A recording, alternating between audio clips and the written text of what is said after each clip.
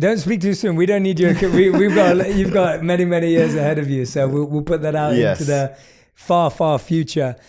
When you first had the experience of driving your first ever race car as a young boy, I believe you were like 4 years old. Yes, 3.5. 3.5. Walk us through what you remember. What was the first time you remember driving a car and you remember how you felt? And what was that feeling like? Well, first of all, I started by total coincidence. I was a kid, 3.5 years old. I didn't want to go to school that day. And I said my father I was ill, and he believed me. By coincidence, he had to go and see his best friend, which owned a karting track. So I got in the car with him, went there, and then I was seeing the karting going around the track, and I was asking, can I try? But obviously at 3.5 years old, there are not really any karts made for a 3.5 years old kid. But luckily for me, the owner, which was Jules Bianchi's father, Philippe Bianchi, had a karting made for his son when he was 3.5. So there was everything ready. And I tried for the first time there. And I remember the first lap, they attached a rope to my karting, and there was an adult driving in front of me just to make sure that I will be able to turn, etc. And after the first lap, we took off the rope, and I went on until there was no fuel left.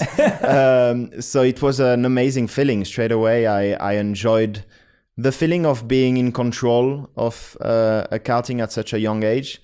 Was something very, very amazing to experience. And I love the adrenaline that it gave me. So it was definitely a very special moment. I cannot remember it because I was too young. Yeah. But at the same time, I've got images that my father had done of this day, which gives you back a bit the feeling of the day. Yeah, that's beautiful to be able to look back. Yeah, I was thinking, if you remember that from 3.5, that's impressive. I was like, I can't remember anything from when I was 3.5 years old. But pictures do such a wonderful job of doing that.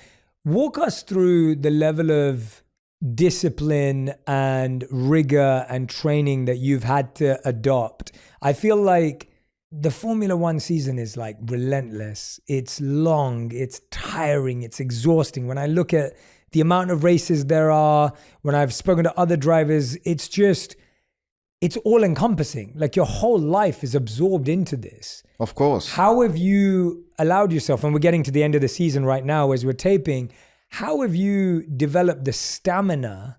Like, what does it take to see yourself through to the end when it's so grueling and so demanding? It changes a lot in your career because you start in karting where there you are spending a lot of days on track, but it's always a track that is very close to your house. So even though you travel or you spend a lot of time in the car to get to the track, you are racing all day, you come back at home in the evening, it's still quite easy in a way because it's all very, very close. Then you get to single-seaters, Formula 4, Formula 3, Formula 2, where you've got to travel a bit more all around Europe, I'll say. But you've only got like 12, 13 races to do in a year, so it's still not too much. It takes a lot of time, of course, but it's still not too much. And then you get to Formula 1 and it's 24 races now all over the world. And in between the races, you also got to do a lot of events, sponsorship events for the preparation of the races. I'm going in the simulator in Maranello. So lots of things are adding up, which makes it a season that is extremely tiring. And especially when we get to the end of the season, like it is now, it is more and more difficult. But then it's all about trying to plan the things better. I arrived the first year in Formula 1. And to be honest, I was a mess. I arrived and I was doing the flight myself. I will get to the track the day just before the practice will start.